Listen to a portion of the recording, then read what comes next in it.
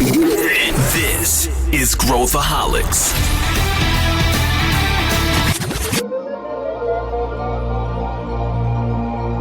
This is Growthaholics.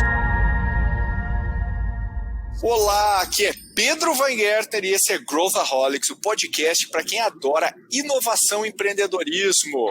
O tema hoje é tendência, faz parte dessa série que a gente está criando de episódios, onde a gente vai dissecar as tendências que os Acers e as Acers apontam aí para os próximos anos. E hoje a gente vai falar das tendências de educação. Ninguém melhor que esta dupla que eu tenho hoje para a gente apontar as principais tendências que a gente está vendo. Eu estou aqui com Chayane Metri, vulgo Chay. Tudo bem? Bem-vinda. Sua primeira aparição aqui no Growthaholics. Tudo bem, Chay? Olá, Pedro, tudo bem? Primeira vez aqui, nunca gravei podcast, estou um pouco nervosa, mas me apresentando aqui melhor, sou a Head de Produto da Future Dojo. Vim dividir aqui Já posso falar, Pedro? Não, calma, segura que eu ainda vou apresentar o Felipe. Não dá spoiler. Spoiler? Não dá spoiler. Ela tá cheia tá transbordando tendências no cérebro da Chay. E já vou chamar o Felipe Collins novamente aqui. E o Felipe Collins, como head aqui da Future Dojo, vai destilar com seu corte de cabelo moderno, atualíssimo aí.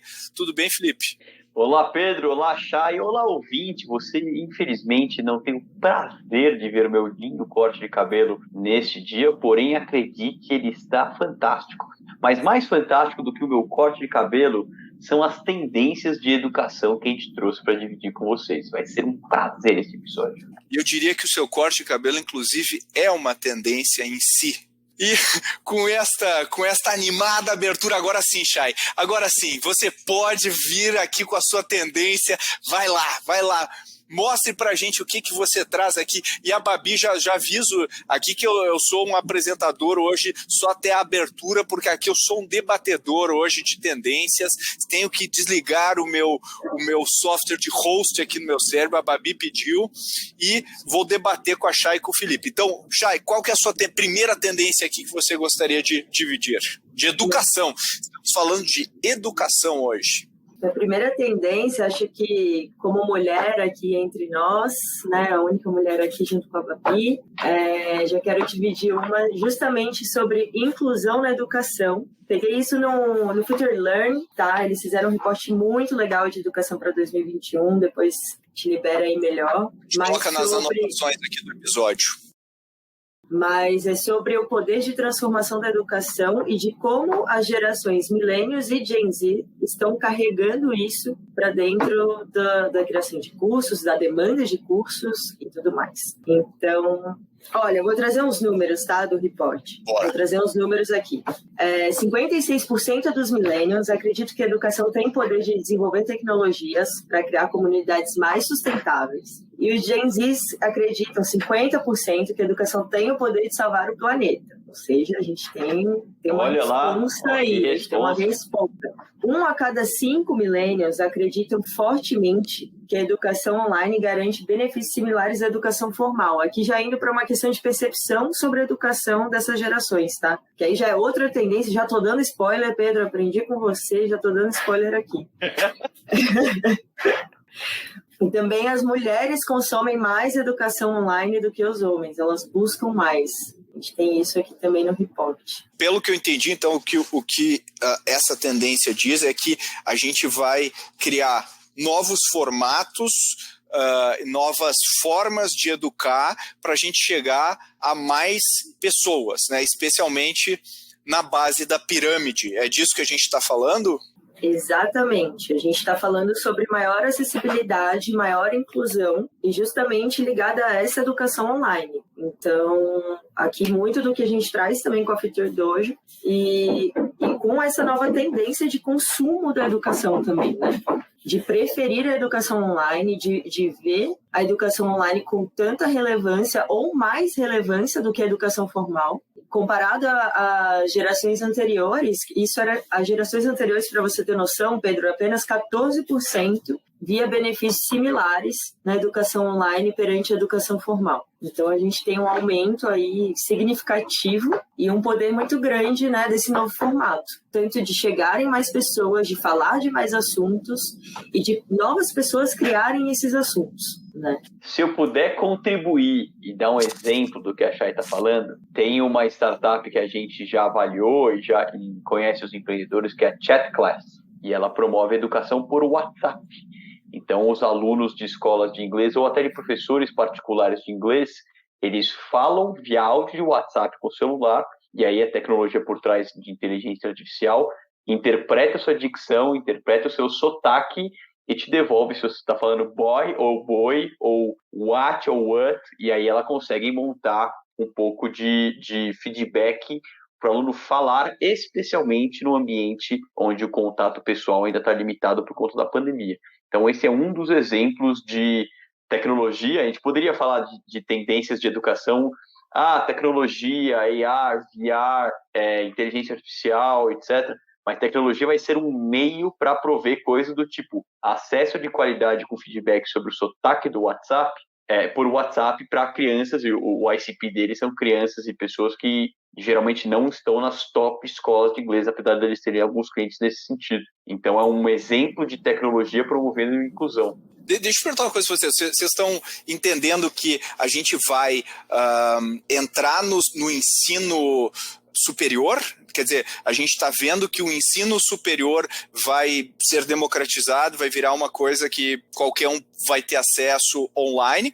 Ou vocês estão falando de um ensino... porque o Felipe está dando exemplo de idiomas aqui, né? Mas a gente pode estar falando de um ensino técnico, de um ensino profissionalizante, de preparar, que é um grande problema hoje no Brasil, talvez maior do que o ensino superior, né? A gente não tem profissionais sendo capacitados na velocidade que a gente precisa para as diversas profissões aqui no mercado. Como é que vocês veem isso na prática? Bom, eu acho que é outro gap que tecnologia vem para resolver, né? Então, desde cursos profissionalizantes técnicos mesmo, então você vai ter um curso de logística aplicada, e a gente vê muitas companhias, vou entrar um pouco na minha tendência que é a próxima, mas muitas companhias investindo pesado em educação para formar sua força de trabalho, quanto até a democratização até do ensino superior. Então, não precisa nem ir muito longe. Se você pega o que está fazendo a Descomplica aqui, promovendo um ensino superior muito mais massificado, inteiro online, etc., você vê que o diploma de faculdade, que antes era muito mais restrito a um certo nicho e a um certo até classe socioeconômica ou oportunidades de vida, hoje está muito mais democratizado. Isso não quer dizer que instituições de super reputação vão perder massivamente todos os seus alunos ou que elas vão ser absolutamente inúteis ou estão fadadas ao fracasso, mas sim você prover mais acesso a esse tipo de conhecimento para mais pessoas por meio de tecnologia. Então, a parte de digital escala bastante esse tipo também de inclusão. Exatamente. Aqui só reforçando, eu estou até procurando aqui um estudo, mas várias cidades aqui no Brasil, inclusive, não conseguem nem oferecer o ensino superior de acordo com a demanda, né? E várias pessoas, obviamente, não conseguem nem chegar nesse ensino. Então, a partir do momento que a gente tem ele adaptado, ou o ensino técnico de qualidade e acessível, a gente consegue democratizar isso ainda mais. Tá? Hoje a gente tem organizações, instituições de ensino não formais com tanta credibilidade no mercado quanto muitas universidades, né, no país. Ou seja, é a combinação da acessibilidade, né? Mais pessoas vão ter acesso à banda, vai ficando mais barato. Aliás, isso é crítico, chegar na base da pirâmide para que a gente consiga viabilizar esse modelo. Métodos de ensino que permitam que as pessoas aprendam, e a questão cultural mesmo, de eu me dispor a parar para aprender, né? E às vezes até usando o device que eu tenho naquela ocasião, né? Usando meu celular, usando né? A penetração de smartphones está aumentando. Então, modelos de negócio que consigam chegar nessa fatia da população e realmente cumprir o job de elevar o nível de skill né, para que consiga fazer um determinado trabalho. Eu acho que essa é uma tendência bem forte, e eu acho que isso veio para ficar, e tem muita oportunidade ainda para empreender e criar modelos de negócio nessa área. Se você parar para pensar, o montante total sendo investido em edtechs, em startups de educação, nesse ano já passa, o forecast é de 655 deals pelo CB Insights, com um total de 11 bilhões investidos. É o segundo maior ano desde que a gente começou essa métrica, perdendo só para o ano passado, com 12 bi, 604 deals. Claro que tem uma possibilidade de ter algum deal megalomaníaco que puxa isso para cima. Então, a questão aqui é a tecnologia feita para promover essa inclusão, para promover esse acesso à educação para todo mundo, ela já está sendo investida e não está no começo. Tem algumas companhias que levantaram 200 milhões, 300 milhões, 500 milhões de dólares. A gente está falando especificamente de alguns LMS, que são Learning Management Systems, a plataforma que roda desde curso livre até faculdades inteiras ou cursos específicos online, e eles levantando esse dinheiro, eles conseguem atingir um número maior de clientes e de alunos, e B, prover outros diferenciais para acesso. Então a gente está falando de gamificação, a gente está falando de project-based learning, que é uma tendência também que a gente talvez não discuta tão a fundo, mas é a tendência de modelo de ensino. Você discute muito mais essa relação do híbrido, porque se você for pensar, já era uma dominante acrescente dos cursos online, assíncronos e síncronos também. Mas pós-pandemia, quando você não teve outra opção, você teve que fazer só online. E como você teve que fazer só online, se tornou um hábito e comportamento. Apesar do físico voltar, o online não vai embora. Ele tem um share muito maior, proporcional tanto na carteira quanto até no top of mind de quero me capacitar, onde é que eu busco informação, onde é que eu busco conhecimento. E eu acho que tem um elemento aí também que a gente, Felipe falou en passant, que é a inteligência artificial, né? Se a gente conseguir customizar um plano de estudo especificamente para cada aluno que a gente estiver falando, e aí a Chay está conversando com a máquina e ela fala, olha, eu sei isso, sei aquilo, e a máquina começa a fazer algumas perguntas, já meio que posiciona ela em determinado cluster de nível de aprendizado, e ela já vai dando exercícios, à medida que a Chay vai evoluindo, ela vai dando outros recursos e tudo mais. Eventualmente, o próprio AI pode levar a Chay até o mercado de trabalho e conectar ela com um lugar onde precise de pessoas exatamente com esse skill. Quer dizer, eu acho que tem muita coisa que a gente consegue fazer com a automatização e usando todos esses recursos que a gente está falando aqui. Então, acho que tem uma fronteira muito legal para a gente. Eu acredito muito em inteligência artificial como futuro da educação, porque a gente sabe, eu sou professor também, mas eu acho que boa parte do que eu faço pode ser substituído por uma máquina quando a gente está falando de project-based learning e tudo mais, sabe? Enfim. Sim, assim, se for pensar, estabelecimento de nota, você pode combinar, você pode dar reforço ou avançar em disciplina, você não precisa mais de um ser humano lá, a gente que é professor sabe bem, dando chamada e dando nota com base num critério subjetivo da sua cabeça. Você pode ter, e não é muito complexo, eu não estou falando de coisas que estão muito distantes, mas algum tipo de algoritmo que só combina forças e fraquezas e consegue estabelecer um diagnóstico mais claro, é uma coisa que já está na nossa cara, já existe com a tecnologia de hoje. Total. Bom, vamos para a próxima tendência aí, Felipe Collins. Qual que é a sua próxima tendência? Eu quero falar um pouco de como a educação tomou ainda mais um caminho central nas organizações e na vida profissional. A gente está falando de aumento de upskilling, aumento de verba para D&D, aumento de empresas com benefício corporativo forte de educação. Então, a gente, buscando alguns dados aqui, pelo CB Insights, ele mapeia as palavras em earning calls, ou seja, resultados trimestrais de algumas empresas. E a palavra remote learning, remote classes ou virtual classes teve um aumento de 100 vezes o número de aparições no earning call, tal qual tem mais um kit de palavras aqui que aparece muito, que são as empresas que estão falando de online learning para os funcionários e para os colaboradores. Então, já era uma máxima você ter programas de educação ou programas de treinamento, especialmente para liderança, mas agora cada vez mais e cada vez mais democrático em termos de assunto a ser aprendido.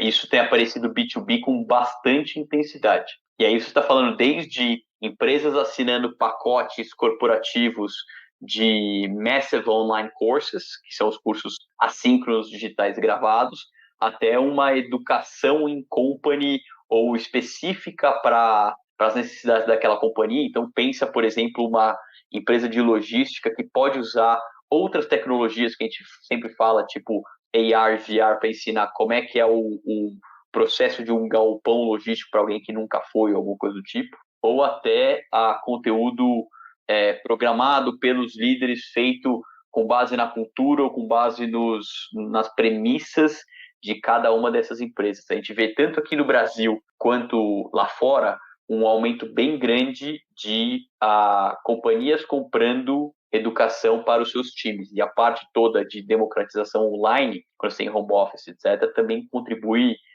massivamente para isso. Então, essa é uma das tendências que eu quero trazer aqui. Eu acredito muito nessa tendência, eu acho que ela é uma combinação de algumas coisas, né? Primeiro, as empresas, assim, mostra claramente uma falha do modelo de formação nas universidades, quer dizer, né, a boa parte das empresas, uma coisa é o cara que entry level, né, o cara que está começando na profissão, tipo o McDonald's fazendo com a Universidade do Hambúrguer, onde ele formava muita gente que geralmente era o primeiro emprego, forma, né? Muita gente é o primeiro emprego, ensina vários skills ali, mas a pessoa não precisa saber ter nenhum conhecimento prévio para operar. Agora a gente está vendo uma mudança rápida de paradigma de mercado, as empresas não conseguem acompanhar esse paradigma de mercado, não tem quem forme, porque os cursos aí que a gente está vendo no mercado não forma, o curso superior não forma. Na velocidade e qualidade necessária. O cara entra 4 anos depois, mudou totalmente o mercado e aí essa pessoa vai ter que entrar no mercado de trabalho e vai ter que se atualizar de alguma maneira. Pós-graduação também não resolve esse problema. Então o que as empresas fazem? Não, eu vou educar meus colaboradores. Então a gente está vendo aí uma proliferação de startups também que estão se plugando nesse ecossistema, tipo a Gamma Academy, que vai lá e cria um programa de educação para desenvolvimento de programadores. O recrutamento da empresa, então já faz parte do branding da companhia. Essa é outra tendência, né? Plugar educação com recrutamento, já é uma coisa relativamente antiga, mas agora está virando uma prática extremamente massiva dentro das empresas, porque ela é escalável agora. Agora eu consigo fazer com tecnologia. E antes do treinamento corporativo, eu gastava uma grana para capacitar meia dúzia de líderes da empresa. Agora eu gasto uma fração desse valor e ofereço um pacote para todo mundo da companhia. O que leva a um outro desafio, que é as pessoas nos pacotes corporativos geralmente não fazem os cursos, né? Esse é um problema. Assim, a empresa oferece, média, mas... A taxa média de completion rate, que é de pessoas que se certificam especialmente nesses cursos massivos abertos, que você escolhe o que você quiser, faz o que você quiser no seu tempo, etc., vai de 2% a 3%. Quando é corporativo, ele talvez seja ainda menor. Só que quando você vai na contramão aqui, no que as pessoas dizem que é prioridade, 6 a cada 10 RHs coloca que upskilling é a prioridade número 1 da empresa. Número 1, de acordo com o Future of Jobs da PwC. E aí, 7 a cada 10 pessoas profissionais querem upskill, querem melhorar suas competências para melhorar a empregabilidade, ganhar promoção, trocar de trabalho, enfim. Então, as pessoas e as companhias já dizem que o querem fazer. O que a gente vê ainda existe um gap de execução entre o que eu quero e o que eu disponibilizo e o que efetivamente acontece. Mas outras plataformas ou outras mecânicas de gamificação, eu vou dar um outro exemplo de idiomas tipo Duolingo, que gamifica a sua jornada, eles aparecem para tentar aumentar esse completion rate, porque senão você fica um pouco no paradoxo da escolha, do tipo, tenho várias coisas para fazer, tenho o meu próprio tempo, posso determinar do jeito que eu quiser, no final você não faz nada. É tipo quando você está no sexta-feira à noite, pipoquinha no sofá, catálogo da Netflix, e a hora que você escolhe uma série ou um filme, você já está todo dormindo. O meu hobby é escolher filme no catálogo da Netflix. Né? eu vou dar um passo para trás aqui, porque eu gosto bastante dessa tendência, porque ela conversa com a primeira tendência que eu trouxe, né? Boa parte dessas gerações que eu estava falando lá, que acreditam na educação como uma ferramenta de inclusão, né, em tornar a educação mais acessível, essas gerações, elas também veem a educação para desenvolvimento pessoal, né? Coisa que as gerações anteriores não viam tanto. Então, isso é uma demanda também dos colaboradores, e aí vira toda essa demanda que é a grande tendência que o Fê trouxe. Então eu gosto por causa disso, né? Não só o lado ali decisor, mas o lado do colaborador que também busca isso, apesar da gente ainda ter esse gap da execução, como o Felipe bem trouxe aqui também. E aí até me traz um pouco desse problema que o mercado muda, né? Muda o tempo inteiro. Esses últimos 2 anos que a gente viveu, nem se fale. Então, acho que ficou na nossa cara, ali, escancarado. E aí eu já vou entrar num terceiro ponto aqui de competências humanas, né? De como a gente estava distante disso e de como isso hoje é quase que superpoder, né? A gente está preparado para um monte de coisa, mas não necessariamente para negociar, não necessariamente para se comunicar. Então, e cada vez menos, né? Com o isolamento, esse problema vários problemas foram se tornando maiores nessa formação de competências humanas. Então, é um buraco bem interessante aqui para a gente abordar também. Super, Chay. Eu acho muito legal isso que tu falou antes, né, que as gerações mais novas têm uma relação diferente com a educação, né? Elas entendem a educação não como uma obrigação imposta por terceiros, né, e nossos pais, né, e afins, mas como uma busca minha de melhoria, né, de aperfeiçoamento e tudo mais. E só essa mudança na relação das pessoas com a educação impacta numa reação em cadeia em todo o mercado, né? Em todo o mercado universitário e tudo mais, né? Eu acho que essa é uma coisa super legal. Isso que tu falou, né, das tendências, né, do o soft skill vira hard skill, né, que é basicamente o que a gente está vendo aqui, né? Quer dizer, ninguém nos ensina a liderar, né? Por isso que o Brasil é o país dos gerentes. Só tem gerente, não tem líder, né? Ninguém nos ensina como transitar no mundo, né? Como que eu penso sobre as coisas, como que eu penso sobre a minha vida. Quer dizer, a gente tá meio remetendo lá ao Sócrates, né? Caminhando na rua lá e perguntando para as pessoas, né? Qual o sentido da sua vida. E acho que é um pouco do que a gente está vivendo agora, né? A educação servindo como uma ferramenta para a gente significar o que a gente faz, para a gente entender melhor e para a gente desenvolver aquilo que a máquina não vai fazer, né? Porque a máquina não vai conseguir fazer o trabalho humano, né? E então, se a tendência é que tudo que é medido por produtividade vai ser substituído por máquina, então eu tenho que focar naquilo que não é medido por produtividade, ou seja, nossos skills de relação com as pessoas, né? Aqui, para trazer uma pimenta para essa discussão, 92% dos RHs valorizam mais soft skills do que o domínio técnico. Então, é uma linha aqui também de discussão. E se eu for começar a falar sobre formato, o formato importa também. A gente está falando de educação, a gente já falou desde a aula por WhatsApp, a gente falou de Massive Online Courses, que é o que massifica, mas tem um formato que tem ganhado muita repercussão recentemente, muita atração recentemente, que é o que a gente chama de cohort-based ou baseado em turmas e cohort. Tem algumas edtechs lá fora, como a Maven, que levantaram um bom dinheiro, de Andreessen Horowitz e outros, apostando em cohort.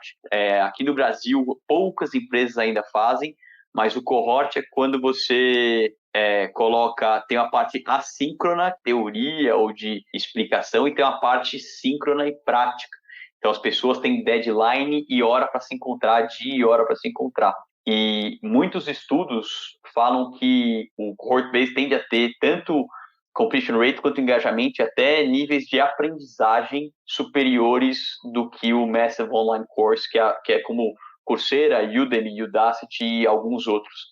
Porque como você tem um compromisso, uma turma e um senso de comunidade, você consegue garantir cadência e garantir engajamento e troca, né? Então, você tem um ambiente mais propício para você trocar aprendizado. Se você vai falar de teoria de aprendizagem, a boa parte desses cursos assíncronos um adendo aqui, tá? Conteúdo sobre qualquer coisa é meio commodity.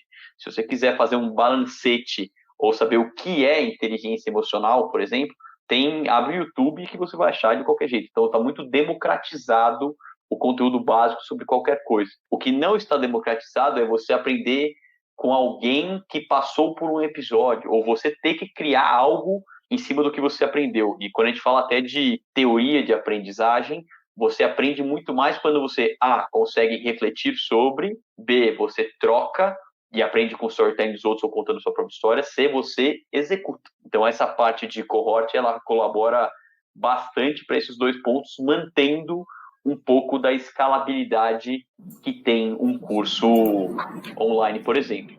Eu brinco aqui que é o melhor dos dois mundos, né? Você tem ali o potencializado, a escalabilidade, o poder fazer determinadas coisas no seu tempo, do assíncrono, de ter o material lá, mas ao mesmo tempo você tem a troca, a conexão com a turma, o aprendizado a partir do outro, né? Então, assim, é um modelo muito, muito interessante para ficar de olho. Algumas outras empresas que fazem cohort lá fora, Alt MBA, que é do Seth Godin, o Section 4, que é do Scott Galloway, Mass Academy, Lambda School, que é de programação. Algumas escolas, especificamente de código, estão mais avançadas em modelo educacional, porque elas têm que ter prática. Você não aprende código olhando conteúdo, você aprende botando o dedo no teclado e codando de fato. Então, Reforge, que é de marketing e vendas, enfim, você tem alguns exemplos bem legais lá fora também de cohort-based. Eu penso lá no Matrix, né, quando o Neo baixa lá o Kung Fu, né? Ou seja, ele basicamente o que a gente está dizendo é que a gente está indo para o mundo Matrix, né? Basicamente, o cara tem os soft skills, ele sabe fazer as coisas, e aí ele precisa de um hard skill, ele tem que saber aprender rapidamente qualquer hard skill que a gente estiver falando, né? E eu acho que talvez, né, dentro dessa linha que vocês estão falando, a gente vai desmistificar um pouco o aprendizado superior, porque o que acontece, né? Quando a gente fala de um curso superior, e salvo alguns bastiões aí de uma verticalização de conteúdo específica, a gente está falando assim, eu preciso botar tantas horas de conteúdo juntas para justificar no MEC que isso aqui é um curso de graduação. E aí você bota um monte de disciplina que talvez não gere o valor ou que não seja o que a pessoa precisa aprender, e aí ela passa X anos fazendo aquilo e ela sai com uma formação. Na prática, a gente sabe que 2 ou 3 disciplinas que ela fez foram, né, fazendo um pareto, correspondem a boa parte do que ela vai fazer na profissão dela.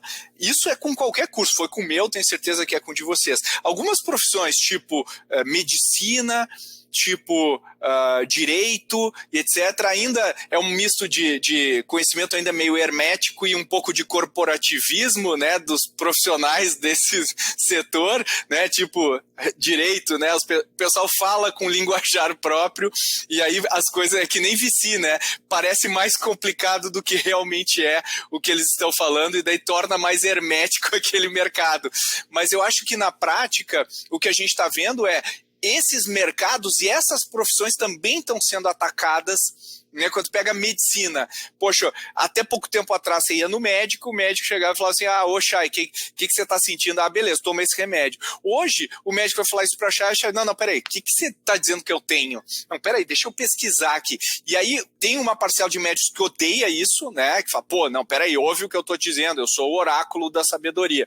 E tem uma parcela de médicos... Né? Exatamente, tem uma parcela de médicos que fala assim, não, peraí, Chay, deixa eu te explicar o que esse estudo quer dizer, vamos olhar juntos isso. Porque hoje todo mundo tem acesso ao conhecimento científico que os médicos têm, né? Quer dizer, eles estão lá para todo mundo. E eu acho que a inteligência artificial, por exemplo, vai assessorar o médico a ler todos os estudos científicos sobre aquele tema e cruzar com os dados da Chay e apontar a probabilidade do que a Chay pode ter e tomar a melhor decisão em relação ao tratamento. O que isso quer dizer? Que talvez eu não precise ter tanta ênfase em algumas coisas que a gente vê na escola de medicina. Ou seja, a gente muda um pouco a natureza das profissões, né? Isso é uma coisa bastante dramática, ou seja, não é só a educação também é impactada pelo que acontece em outras profissões. Faz algum sentido isso que eu estou dizendo para vocês?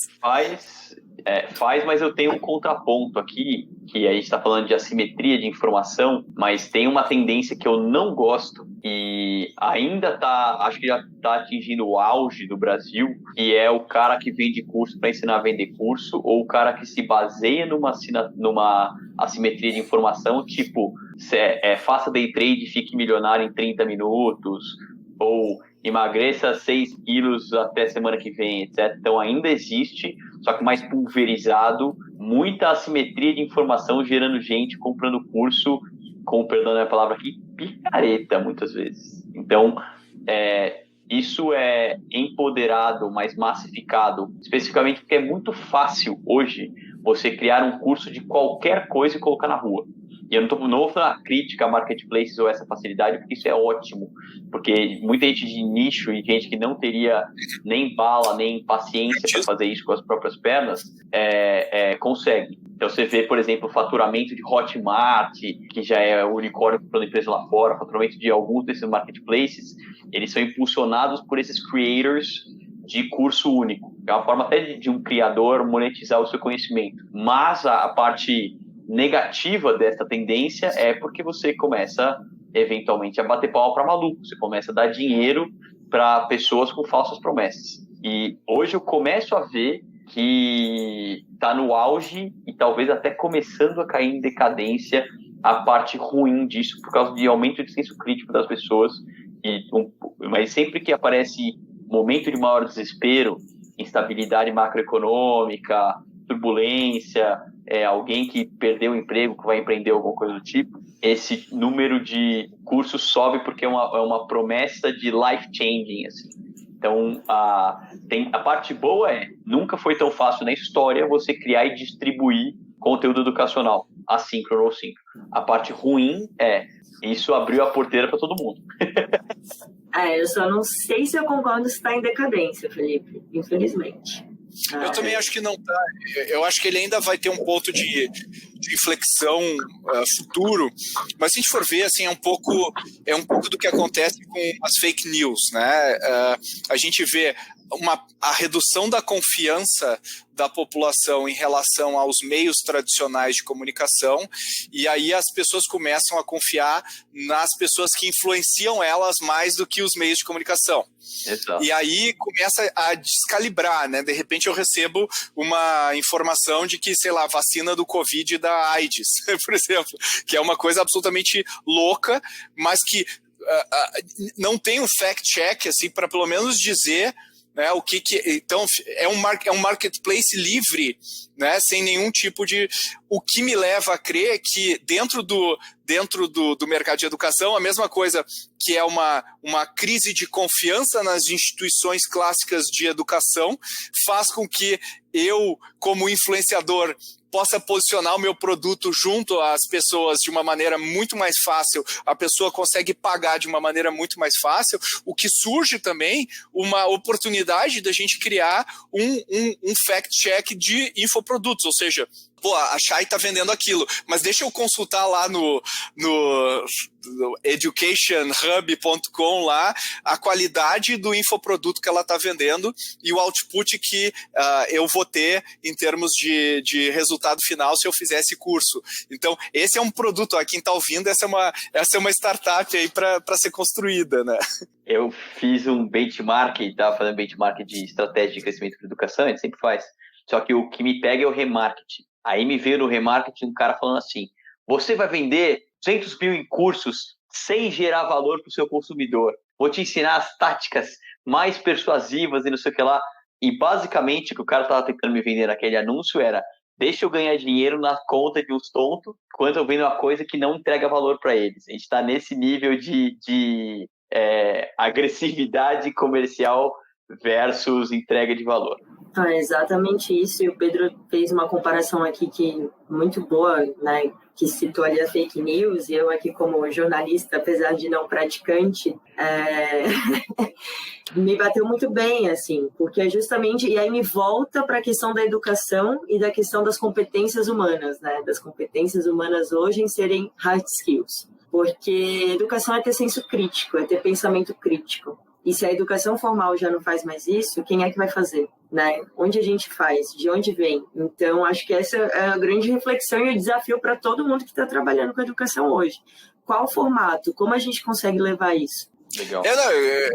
O problema é o seguinte, o nosso cérebro é o mesmo há 10 mil anos, e aí a gente coloca novas ferramentas como se elas fossem, né, absolutamente revolucionar, e na verdade as pessoas como aprendiam há 10 mil anos era sentando do lado, olhando a outra pessoa fazer, experimentando, tentando, errando, e há 10 mil anos atrás os skills humanos eram mais importantes do que os skills, né, específicos.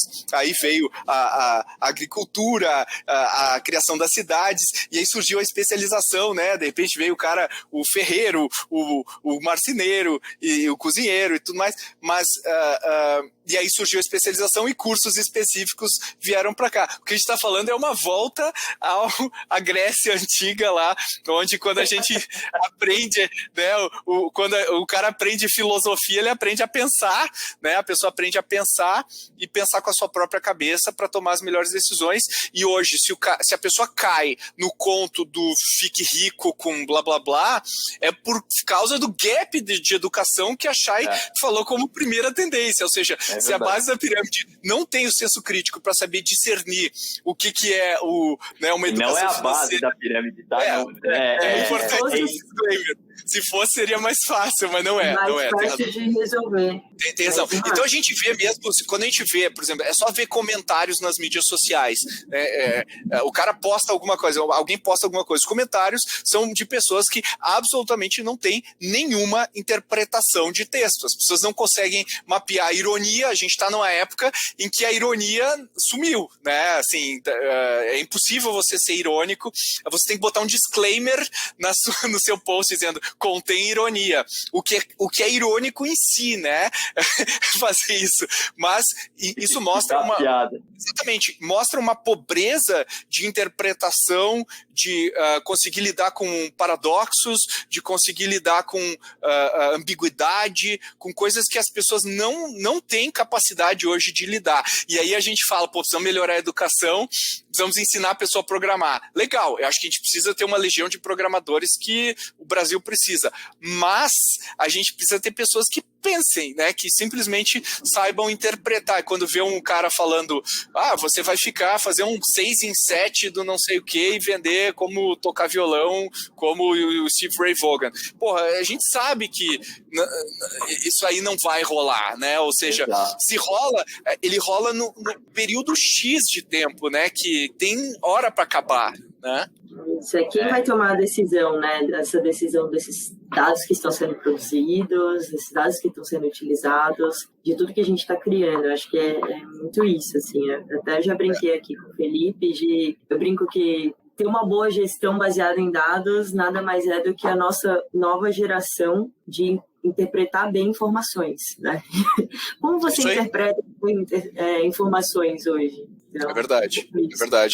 A gente não sabe interpretar informações, a gente não sabe lidar com as informações para tomada de decisão, e eu acho que tem muita oportunidade aí em termos de educação, né, como tendências de educação. Né? É claro que o ideal seria todo mundo ter uma educação, sei lá, em Oxford, lá que consiga ler os clássicos e discutir, né, na biblioteca, mas no final do dia... isso não vai acontecer, e nunca mais vai acontecer desse jeito. Então a gente tem que pensar o que ajuda as pessoas a fazer esse upgrade aí numa era em que é muito difícil, como a Chay disse, tomar a decisão e que os ruídos estão cada vez maiores, né? E aí a gente entra... Olha só, a carência de pensamento é tão grande que as redes sociais estão começando a assumir um papel perigosíssimo, no meu entendimento, de dizer que esta é uma informação errada. Quer dizer, eu não consigo olhar aquela informação e ter o mínimo de senso crítico para falar, será que essa informação, será que a vacina... que eu vou virar um jacaré mesmo? Né? Então, aí existe uma reação perigosíssima, que começa sendo uma reação bem intencionada, né? Que fala, não, nós estamos ajudando as pessoas a tomar as melhores decisões. Mas aí começa a ter uma preocupação meta. Quem disse que eu sei quais as melhores decisões que as pessoas podem tomar, e o que leva a uma decisão em cadeia, um problema em cadeia? Quer dizer, no final do dia, o cerne da questão é todo mundo saber pensar da melhor maneira possível, o que é um problema estrutural resolvido por educação. Se eu pudesse completar com uma última tendência aqui, eu acho que a gente olha bastante para o nosso universo como ele é hoje, no sentido de a gente estar olhando bastante para a educação adulta, educação formal e etc. Mas onde o bicho está pegando fogo mesmo, e onde está tendo muita mudança, é com as crianças. Se você pegar a quantidade, elas estão muito mais abertas à ferramenta de educação, elas têm um engajamento muito maior, porque você tem um híbrido entre professor e edtechs e plataformas ajudando a ensinar, e você tem um mercado gigantesco. Dá para você falar da Biju, com Y, BYJU, que abriu operação no Brasil nesse ano, que é uma das maiores startups do mundo e a maior da Índia, que vai ter um bi de receita nos próximos 12 a 15 meses e acabou de levantar um valuation de $18 bilhões. Então, quando a gente olha para esse universo de educação nos Estados Unidos eles chamam de K-12, mas educação básica, alunos de escola mesmo, você tem um campo muito fértil para avançar com essas tendências. E a coisa se essas crianças crescem com um modelo educacional já baseado mais em tecnologia, com inteligência artificial embarcada, com uma série de outras experiências, daqui a 10, 15, 20 anos, quando elas entrarem de fato no mercado de trabalho, isso já vai ser premissa e não mais promessa de futuro. Isso já vai ser premissa de eu aprendi assim, logo é assim que eu interpreto o que é uma educação de sucesso. Então, tal qual lei de Moore, eu acho que os avanços em educação a partir de agora, de tecnologia em educação e de tendência de educação, tendem a ser também exponenciais. Eu acho que eu nunca tive tanta confiança de que o modelo sala de aula de 100 anos atrás, eu falo, vocês anotam aí no caderninho e depois a gente faz uma prova, está tão fadado ao fracasso quanto agora. Seja por meio de tecnologia, seja por meio até de entendimento de como o cérebro humano funciona e processa informação e como é que a gente consegue atingir um nível diferente de atenção de engajamento. Então, você vê desde youtubers conseguirem engajar mais a sua massa de subscribers do que professores com a massa de alunos, e aí o professor tem que aprender com o youtuber para ver como é que ele mantém a atenção e mantém o engajamento daquela turma ou daquelas pessoas. E isso tende a ter cada vez mais influência, que nem a gente falou lá no começo desse episódio, novas gerações e maior adaptabilidade à tecnologia, essas tendências. Está mais vivido e dentro do sangue das pessoas. Mas eu vou jogar uma pimenta aqui. Eu vou jogar uma pimenta reforçando algo que eu estou reforçando muito aqui hoje. Mas eu li uma matéria na BBC faz um tempo sobre que até os nativos digitais, né, essa geração mais nova, justamente as crianças que estamos falando, que até elas não sabem buscar conhecimento na internet, né? Diz o relatório da OCDE. Então eu queria trazer isso justamente porque é essa visão. A gente tem aqui falado muito dessas competências de tecnologia, da tecnologia como meio, e tô zero tirando isso, tá? Esse lado, essa parte que vai mudar, está mudando e tem que mudar. E como o Pedro falou, eu também acredito muito, isso vai trazer benefícios para a educação que estão na nossa cara, a gente só ainda não sabe direito como usar. Só que eu vejo um movimento da gente querendo se tornar cada vez mais máquina e menos humano. E aí, justamente nesse discernimento crítico que a gente vai perdendo esse ponto central da educação. Então, esse relatório, e aí eu só queria jogar isso aqui justamente só para minutos finais. Eu não discordo, não. Pimenta, mas eu concordo. A figura de um tutor, como a gente diz na dor, de um sensei, de alguém que tem já alguma experiência prévia ou senso crítico no tema ou na vida, que vai te ajudar a curar conteúdo e curar informação, eu acho que era fundamental.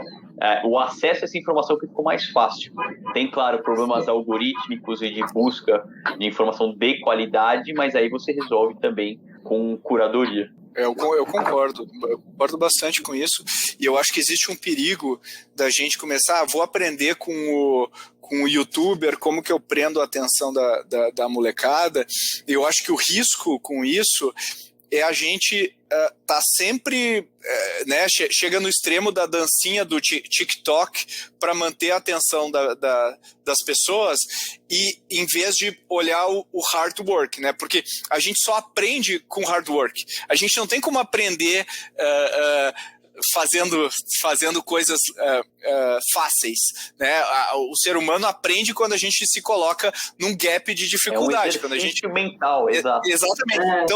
Então existe uma tendência dos professores falar assim: não, esta geração funciona na base do TikTok, então eu vou me adaptar. Só que ao se adaptar, ele torna o seu conteúdo medíocre, né, a sua aula medíocre, e não ensina de fato os skills que essas pessoas precisam para lidar com o mundo à sua volta. Então existe um flip side aí da tecnologia, que é a gente começar a ficar cada vez mais superficial e não colocar o esforço necessário para aprender. E aí onde acho que entra o pulo do gato da oportunidade da educação nova, né, que é pensar como que a tecnologia pode fazer isso. A gente vai, até 2050 a gente vai ter quase 10 bilhões de pessoas no mundo. Como que a gente educa essa galera em escala? Eu acho que esse é o grande desafio que a gente tem que pensar aqui, porque a gente só pensa no nosso microcosmo, que já é complicadíssimo. O Brasil aqui com 200 e tantos milhões de habitantes. Agora tu imagina um continente africano, né?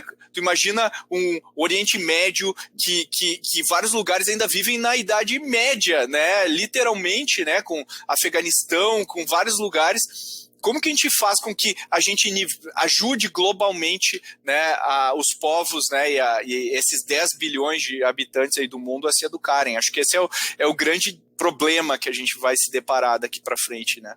Sobre o teu primeiro ponto, é verdade. A pirâmide, que a gente fala que é a pirâmide de aprendizagem, que antes era 70, 20, 10, 70% você aprende fazendo, 20 conversando e só 10 com a leitura ou assistir ou aprendizado passivo, eu acho que ela vai ficar ainda mais esticada.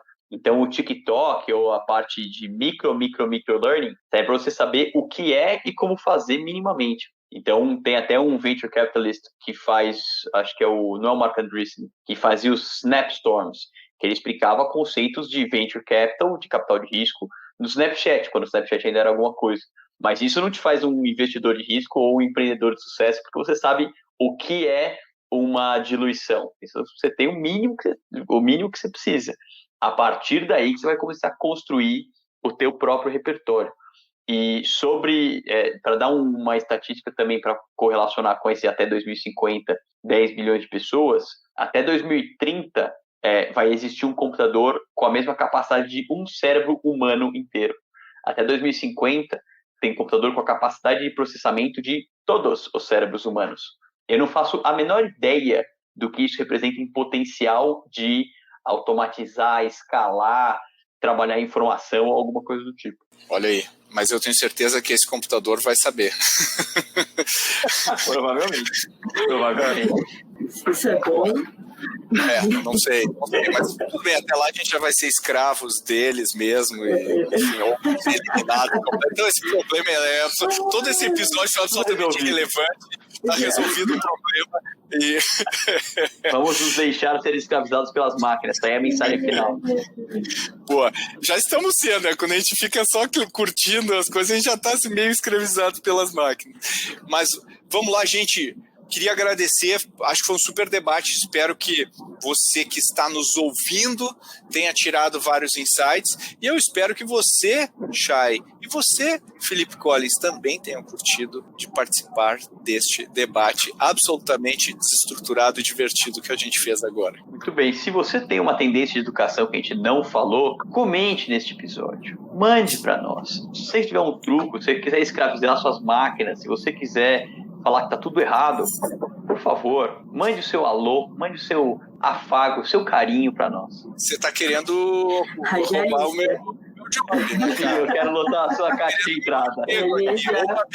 Babi, o Felipe tá querendo roubar minha vaga aqui, hein? Vou ficar desempregado. Ele tá querendo lotar o meu e-mail, isso sim. Isso aí, queremos que você lote o e-mail da Babi. Essa é a nossa meta. podcast@goace.vc. De verdade, a gente gosta de receber os seus feedbacks. Muito obrigado, Chayenne Metri, pela sua primeira participação, muito legal. Esperamos que você volte aqui a este espaço digital de educação também e geração de insights online. Muito obrigada, Pedro. Já estou ansiosa para o próximo. Não tenho esse tom de radialista, mas gostei. Gostei do eu me sinto, que eu senti. Eu estou me sentindo menos ameaçado por você, Chay. Então, o Babi, por favor, a Chay mais e o Mas Felipe. espera depois do meu quinto episódio. Aí a gente conversa de novo. Ai, tô ferrado. Tá bom, no Só final do dia as máquinas vão roubar todos os nossos lugares, né? Então teremos um AI apresentando esse podcast. Eu ia pôr a voz do Google aqui, mas vai dar muito trabalho. Boa. Então, muito obrigado e até a semana que vem. Não deixe de compartilhar este episódio, você que está nos ouvindo. Um abraço. This is Growthaholics.